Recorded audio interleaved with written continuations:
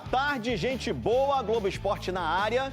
Hoje tem seleção brasileira ao vivo na Globo. Atenção para o horário, é mais cedo, 8h30 da noite, Brasil e Bolívia. É o último jogo das eliminatórias para a Copa do Mundo do ano que vem. Eu já vou conversar com o Felipe Brizola, que está encarando essa altitude boliviana, para trazer informações para a gente aí sobre a seleção brasileira. Tudo bem, meu camarada? Tudo bem, Escobar. Um abração para você, para todo mundo que nos acompanha. E não tá fácil, viu? Na nossa equipe, todo mundo se sentindo muito, dificuldade para dormir, sempre falta o fôlego, mas vamos vencer. A gente está aqui num ponto histórico da cidade de La Paz, na Praça Domingo Murillo, onde fica a Assembleia Nacional, ao fundo a Catedral Metropolitana de La Paz, e mais aqui à minha esquerda, a cidade de El Alto, lá em cima do morro, é onde o Brasil enfrenta a Bolívia hoje à noite. Um protocolo todo especial, a seleção nesse momento está em Santa Cruz de la Sierra, que fica a 400 metros do nível do mar. Eles vão vir para cá só às 4h30 pelo horário de Brasília, devem chegar aqui ali cerca de 3 horas antes da partida, e a FIFA permite que isso aconteça em cidades acima de 2.500 metros, porque senão o Brasil teria que chegar um dia antes, mas como tem uma possibilidade de você mitigar os efeitos da altitude, ficando menos de 6 horas, o Brasil opta por isso, e deu certo da última vez, o Brasil venceu por 4-0 a seleção da Bolívia na última eliminatória. Escobar. Ô Felipe, temos pistas da escalação da seleção brasileira para o jogo de hoje?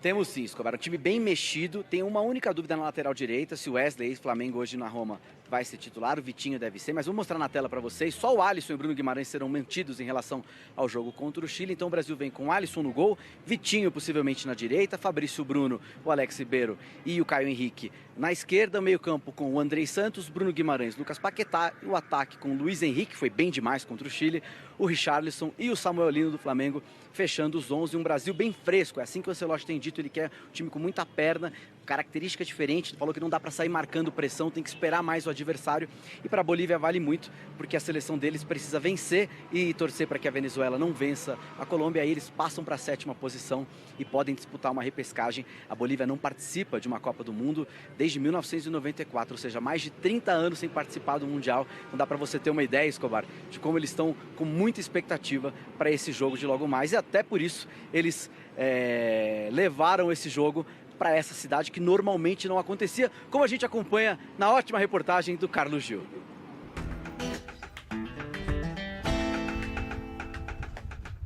A seleção vai jogar na Bolívia e lá vem aquela reportagem sobre os efeitos da altitude. Você deve estar cansado dessa história, né? Cansado a gente fica um pouquinho de subir ladeira aqui em La Paz. Mas dessa vez, fica atento. Vamos trazer alguns elementos diferentes. Se liga só. O jogo de hoje traz uma situação inédita, um novo palco.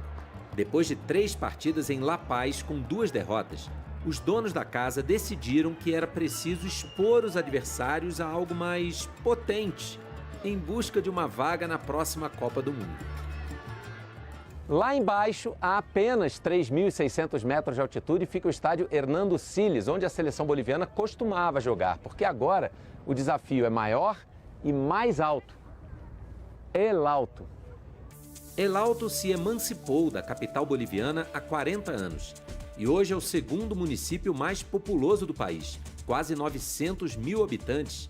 O nome já indica, né? São 500 metros a mais de altitude lá em cima da Cordilheira dos Andes. E para subir até lá, a melhor maneira é tomar um bondinho na maior rede de teleféricos do mundo. São mais de 30 quilômetros interligando a região metropolitana de La Paz. 10 linhas. Uma delas, a azul, leva ao local do jogo. Com capacidade para 20 mil torcedores, casa do Always Ready, time da 1ª divisão do país. Chegamos à última parada do nosso passeio, já botei aqui um agasalho porque fim de tarde, aqui faz um frio danado. Estádio Municipal de El Alto, onde a Bolívia está invicta nas eliminatórias, 3 vitórias e 2 empates. Ao entrar em campo logo mais, a seleção brasileira vai bater um recorde. Em mais de 100 anos de história, jamais a seleção jogou num estádio tão alto. Já houve duelos contra a Bolívia em Santa Cruz de la Sierra, Cochabamba, La Paz. Em El Alto será a primeira vez. A estratégia que a gente chama de fly-in, fly-out, né, que é chegar na hora da partida, algumas horas antes da partida, e sair imediatamente depois que a partida acabar. Com essa estratégia, a gente evita ou minimiza, né, não tem como evitar, mas minimizar os efeitos da altitude. Muito bem, fly in, fly out. Esse estádio de El Alto não é o mais alto do mundo. O mais alto do mundo é esse aqui, ó. Daniel Alcides Carrión fica na cidade de Cerro de Pasco, no Peru, a 4.378 metros de altitude. O clube que manda jogo lá é o Unión Minas, que é fraco, não joga competições sul-americanas. Ainda bem, ninguém precisa ir lá jogar, né? Já pensou? Vamos lá, o Flamengo está se preparando para enfrentar o Juventude, esse jogo pelo Campeonato Brasileiro. Aí, durante essa data FIFA, o rubro-negro está aproveitando para recuperar jogadores. Um deles é o Eric Pulgar, que pode estar próximo de voltar. A gente vai ver na reportagem como está essa situação do volante. Na volta a gente vai comentar não só esse assunto, mas também o assunto da nação rubro-negra. É isso, Vene Casagrande? Rodou. Dedicação é a palavra que tem definido a rotina de Eric Pulgar. Um dos jogadores de confiança do técnico Felipe Luiz pode estar mais perto de voltar aos gramados. O volante está sendo acompanhado pelo departamento médico do clube e tem demonstrado evolução. Primero que todo quería agradecer a Felipe, a Boto, por darme la confianza de haber ido a Chile, al doctor Sasaki, a todo el DM, de haber ido a Chile a hacer la operación y la primera parte de trabajo. Y ahora me siento súper bien, sin dolor, ya estoy haciendo más trabajos, cargando más peso, así que más cerca de volver al campo. Ahí con el DM mantenimos la semana para no perder más tiempo, que ya estoy ansioso de volver a entrenar con el grupo, así que le dimos continuidad al trabajo y agradecer al DM también, que ellos tenían su folga y se quedaron conmigo trabajando. O chileno se recupera de uma cirurgia no 5º metatarso do pé direito. Ele teve uma fratura sofrida durante a disputa do Mundial de Clubes. O Flamengo tem feito uma força-tarefa para que o jogador retorne o mais rápido possível. A expectativa é que ele já possa estar disponível esse mês. O volante passará por um novo exame nos próximos dias e, caso a lesão esteja totalmente cicatrizada, irá avançar na recuperação. Em setembro, o Flamengo tem pela frente os jogos das quartas de final da Libertadores. Por enquanto, ainda não é certa a presença do volante, mas, se tudo der certo, a tendência é que ele volte mais rápido e seja mais um reforço para o time de Felipe Luiz. Houve um desespero, porque foi a saída do Gerson e o Pulgar se machucando. E agora, o que será de nós, pensou o torcedor rubro-negro. Mas aí logo se equalizou, hein, Vene? É claro que ter o retorno desse jogador que, durante vários momentos aqui nesse programa, a gente falou, cara, quando o Pulgar não joga bem, o Flamengo não joga bem. Mas essa Pulgar dependência passou com essa nova dupla aí no meio de campo. Você concorda comigo, Vene? Concordo, demorou um pouquinho, porque o Felipe Luiz inicialmente enxergava o Saul como mais um meia pela direita, como o Gerson atuava. E vocês dois ficavam aqui. Põe o Saul com o Jorginho. Põe o Saul, exatamente. Não que o Pedrosa quisesse, né? Não é isso. Era apenas uma análise. Mas é uma questão... Uma análise. Exatamente. Você é comentarista dos bons, então... Obrigado. E o tempo mostrou que a gente estava certo. Porque ele percebeu, deu o braço a torcer. Isso, inclusive, é uma virtude de um treinador que está iniciando a sua carreira. Dar o braço a torcer. A sua convicção não pode ir até o fim. Tem muita gente que não dá, Vene. Independentemente do que você pensa. Mas ele viu que a convicção dele estava errada. E aí ele colocou o Saul para jogar ao lado do Jorginho e a gente viu que deu muito certo. Inclusive no jogo contra o Grêmio, quando o Jorginho não estava à disposição, muito graças ao Saul, o Felipe Luiz não sentiu tanta falta assim do Jorginho. Mas o retorno do Pulgar, obviamente, dá um alívio também ao próprio Felipe Luiz, porque eventualmente o Jorginho, pela idade avançada, vai ter que ser poupado, ou até mesmo o Saul. E aí você tem um Pulgar à disposição, é um privilégio para poucos treinadores.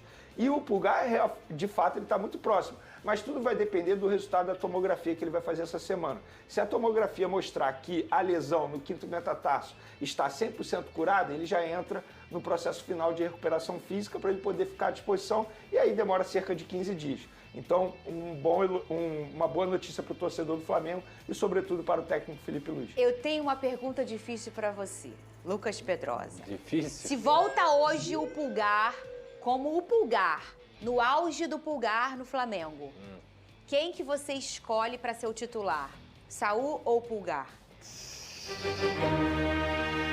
É É difícil, cara. Eu tenho essa resposta. Você tem, Venê? Eu tenho. Eu já pensei nisso já. É muito difícil, porque, assim, eu olho o Pulgar e eu vejo que ele é um jogador que é insubstituível no Flamengo. E eu não tô dizendo que não possa entrar outro jogador na vaga dele. Mas as características do Pulgar pro Flamengo, elas são indispensáveis. É como o Ancelotti até falou do Casimiro na seleção brasileira. O Andrei Santos pode fazer a posição de primeiro volante tranquilamente, ele joga muito. Mas o que o Casimiro faz, ninguém faz. Eu acho que o que o Pulgar faz, ninguém faz no Flamengo. Dito tudo isso, pra mim o campo fala. E o campo tá falando que o Jorginho e o Saúl estão muito bem entrosados, então eu não mexeria nisso. E você, Venê? Bom, você mencionou, quando você perguntou ao Pedro, você falou todos 100% bem fisicamente. O que você já viu de auge do Pulgar, ele nesse momento? E o que você já está vendo agora aí de uma boa entrosamento com o Jorginho? Eu vou partir do princípio que o Felipe Luiz pensa no Jorginho como segundo volante, tá? Ele pensando no Jorginho como segundo volante, seria Pulgar e Jorginho. Sim. Agora, se o Felipe Luiz estiver enxergando o Jorginho como primeiro volante, como o Jorginho disse na sua entrevista coletiva de apresentação, que ele prefere jogar, e aí seria Jorginho e Saúl. Entende? Entendo, então, claro. tudo depende de como o Jorginho é enxergado pelo Felipe Luiz. Eu sou apaixonado pelo futebol do Pulgar, sempre mencionei nesse programa aqui. O Jorginho tá inegociável, mas pra mim, ele, o Jorginho ele não sai de jeito nenhum. Isso, pode voltar o Papa, pode voltar todo mundo. Pode. Não vai sair o então, Jorginho. Na isso minha aí escalação, isso aí tá ok, isso, né? tá. Todo mundo com essa o opinião. Jorginho Por isso que eu botei o Saúl na roda. O Jorginho condiciona o parceiro dele. Tudo depende de como o Jorginho vai atuar. Como primeiro ou como segundo volante. Se for primeiro volante, Jorginho e Saúl. Se ele for segundo volante, Pulgar e Jorginho. E o próprio adversário, né? Vai ter adversário que vai te atacar, que vai te exigir mais defensivamente do que quando você joga com o Jorginho e com o Saúl. Quando você joga com o Jorginho e com o Saúl, não é que eles não marquem, não, mas o Flamengo vai ter mais a bola. O Flamengo vai ter mais qualidade com a bola no pé, vai perder essa bola poucas vezes e vai poder se defender com ela. Se você enfrentar um adversário que te ataque, que seja agressivo e tudo mais, às vezes a condição que o Pulgar tem, principalmente de preenchimento de espaço dentro do campo, ela é mais importante do que qualquer outra coisa. Mas quem ganha com isso é o Flamengo. Quem eu acho que fica atrás de todos esses aí é o De La Cruz.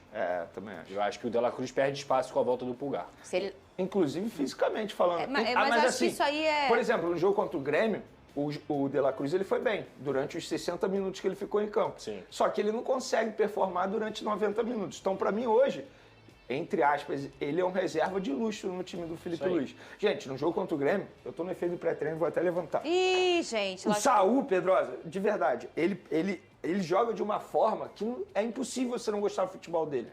Porque parece que ele pega a bola e fala assim, deixa comigo aqui. Sabe quando você tá jogando com pessoas menores, você fala, sai, deixa a bola comigo que eu vou resolver. É o Saúl. Ele joga muita bola, é muito técnico, exatamente. Muito bem. Olha, a gente falou aqui, o Flamengo, o que aconteceu hoje?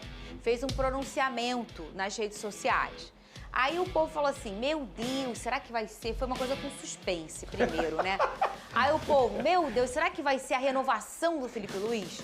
É a renovação do Arrascaeta? Aí ficou aquele entusiasmo, aquela coisa, expectativa. Mas aí o Flamengo anunciou que vai pedir à ONU para que seja reconhecido como primeira nação simbólico-cultural do planeta. Uma forma de engajar a torcida perante o mundo. E quem fez esse pronunciamento foi o gigante Zico, embaixador do clube no Maracanã. Já tem mais de 20 mil assinaturas nessa petição. E vou dizer uma coisa, eu vou mostrar o trecho, é um vídeo mais compridinho, de mostrar um trechozinho do Zico falando nesse pronunciamento. E vou dizer uma coisa, eu achei isso mais gigante do que qualquer renovação de qualquer pessoa que possa estar passando pelo Flamengo. Cadê? Uma nação que tem sua música, histórias, heróis, costumes, tradições e principalmente um povo espalhado por todo o planeta. Se você apoia a nossa causa, assine a petição para que a ONU conceda à nação rubro-negra o status de primeira nação simbólico-cultural do mundo. Saudações rubro-negras. Muito bem. Aí pega esse gigante, Pedrosa e Venê, para falar, né? Qualquer coisa, eu sou muito fã. Você vai dizer não ao Zico? Eu sou... Então pega aqui a petição. Não, aí eu também já é demais pra mim.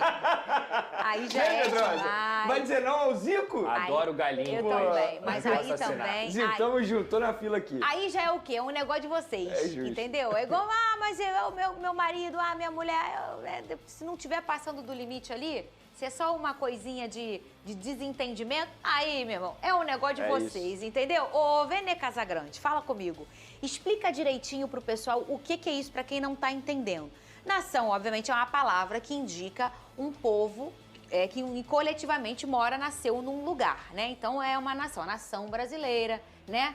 A nação paraguaia. E o que está pedindo o Zico e o Flamengo para a ONU? O que é isso? Fernandinha, posso dar minha opinião antes de explicar sobre esse pedido? Eu acho super louvável o Flamengo fazer isso, porque de fato estamos falando de uma nação, mais de 40 milhões de pessoas torcem para o Flamengo.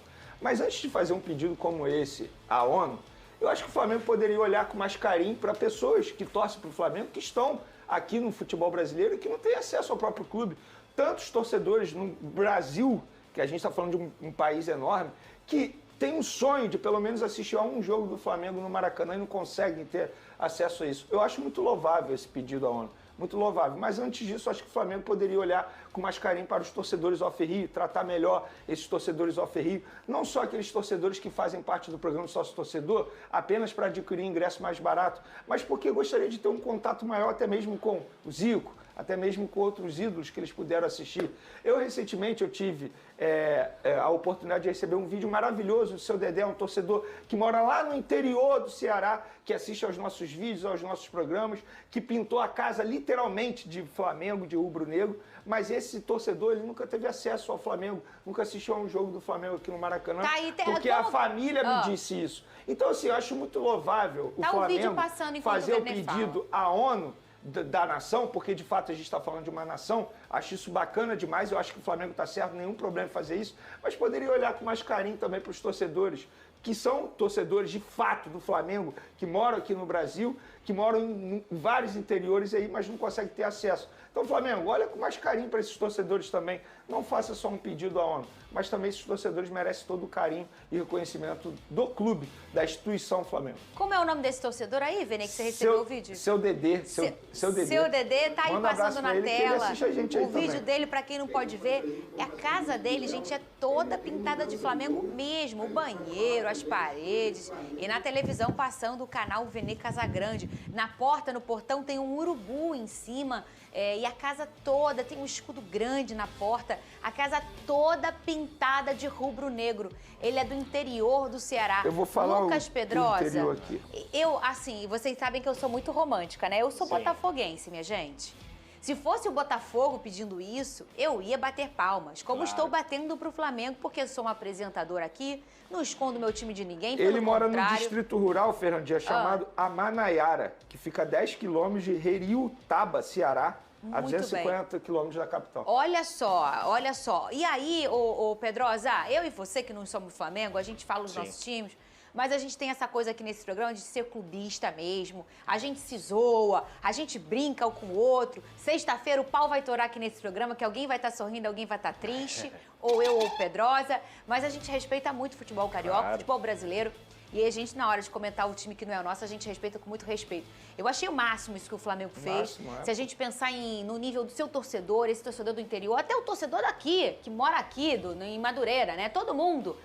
Isso é muito grandioso, o Lucas Pedrosa. Porque esse torcedor que o Vene trouxe o vídeo é que configura a nação. Esse tipo de amor, esse tipo de carinho, de paixão que fazem o Flamengo ser um clube totalmente expressivo no Brasil e no mundo. Eu acho que se a gente for olhar no macro, né, a gente estava até comentando isso em off, o Flamengo ele está num processo de não só reestruturação, porque essa reestruturação aconteceu, mas de um projeto de se tornar o maior clube da América do Sul. É isso que eu acho que atitudes como essa me parecem configurar. Não só pelo marketing, mas pela alcunha mesmo. O único clube do planeta a ter uma nação. E aí você consegue fazer ativações, você consegue fazer campanhas, você consegue ser reconhecido. Tudo isso gira em torno desse projeto de grandeza do Flamengo. E não estou falando que o Flamengo não é grande, tá, gente? Eu entendi. É que o presidente já falou que ele tem a diretoria já falou que tem a intenção de transformar o Flamengo no Real Madrid das Américas. Então todos esses pequenos passos, que são pequenos, eles tornam o projeto do Flamengo não só como marketing, mas também como marca em ser, de fato, esse clube que é conhecido por ser uma nação. Então, acho que é totalmente louvável, acho que faz parte, sim, concordo primeiramente, plenamente com o Vene, as pessoas têm que ser olhadas com mais carinho, até porque O que adianta você falar que você é uma nação se você não olha para sua nação? Isso também é muito importante. Mas, sem dúvida alguma, acho que as coisas podem andar de forma paralela e é uma iniciativa, ainda mais com o Zico como embaixador, importante para o clube. Inclusive, fica aqui um pedido ao Flamengo, com certeza alguém assiste ao nosso programa, que esteja ligado à diretoria, para mandar uma lembrança para o seu Dedê, que é um cara tão apaixonado pelo Flamengo. Que legal, e isso. nunca teve acesso ao Flamengo. Total. Inclusive, eu conversei com familiares e eles falaram que tentaram algo para mostrar para o Flamengo, porque isso não é normal. Você pintar sua casa de vermelho e preto, então fica aqui o pedido ao Flamengo para olhar com carinho ao seu Dedê. Muito bem, e isso faz parte também de uma internacionalização da marca. O Flamengo é uma marca, o Botafogo é uma marca, o Fluminense é uma marca, o Vasco é uma marca, né? Ele é de ser um time que rege a vida de muita gente, é uma marca. E aí quando você pensa em levar ela de forma internacional, mas todo mundo conhece o Flamengo. Muita gente conhece o Flamengo. Mas o mundo, gente, é muito grande. E aí quando você vai dando esses passos, você vai construindo realmente uma fortaleza internacional. A gente pensa, por exemplo, como foi produtivo para o Fluminense esse Mundial de Clubes, em que ele avançou e foi o brasileiro nas fases mais avançadas da Copa do Mundo de Clubes. Muita gente do mundo que poderia não conhecer o Fluminense passou a conhecer, que gosta de futebol.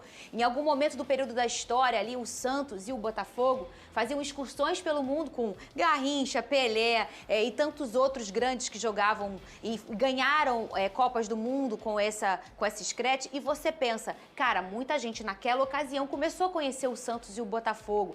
Então, assim, isso é muito importante. Eu acho que é um passo grandioso que o Flamengo está dando em sua história. E não é só clube brasileiro que faz isso. O Real Madrid faz isso. Faz. Só que no Japão, por exemplo. Estou dando um exemplo aqui. Então, para tentar alavancar ainda mais a marca. Isso é uma estratégia que está na cabeça de todo o clube. Lateral do Flamengo, Emerson Royal segue buscando mais oportunidades no time de Felipe Luiz. O jogador, que chegou para suprir a saída de Wesley, deve aparecer entre os titulares no jogo contra o Juventude, no próximo domingo. Ex-treinador do atleta e atual comandante do Figueirense, Hélio Cizenando garante que o camisa 22 vingará no Mengão. Abre aspas. Ele não vinha jogando antes, a lesão atrapalhou um pouco. O Felipe Luiz me parece um treinador que gosta de ajudar os atletas também. Acho que o Flamengo tem muito a ganhar com as características de jogo do Royal. Cai muito bem no Flamengo. Ele gosta de chegar bastante à linha de fundo e cumpre a obrigação de defender bem. É trabalhar todo dia e aprender com a comissão e com os jogadores. Concluiu o ex-treinador de Emerson Royal. O Flamengo acertou a contratação de Emerson Royal na última janela de transferências, após a diretoria rubro-negra negociar Wesley junto à Roma. Desse modo, o mais querido desembolsou 9 milhões de euros, cerca de 58 milhões de reais, para tirar o jogador do Milan. Agora, o jogador disputa a posição com Varela no time de Felipe Luiz. A expectativa é que Emerson Royal retome a vaga entre os titulares no próximo jogo do Flamengo. Isso porque, Varela, que assumiu a lateral direita nas últimas partidas, apresentou um quadro de pubalgia. Assim, o departamento médico do clube vai reavaliá-lo na próxima quarta-feira, após o fim da data FIFA, o que pode abrir espaço para o camisa 22 reassumir a posição. O Flamengo acabou optando em encerrar alguns vínculos após a última temporada. A intenção era manter somente os jogadores que estão nos planos do clube. Com isso, acabou optando pela saída de profissionais que marcaram história, mas já não vinham apresentado o mesmo desempenho em campo. Buscando conquistar uma vaga entre os titulares na posição, Gabigol não está satisfeito com a reserva no Cruzeiro, clube que acertou após deixar o mais querido. Já que o profissional vem ganhando poucas chances e tendo uma minutagem abaixo sob o comando de Leonardo Jardim.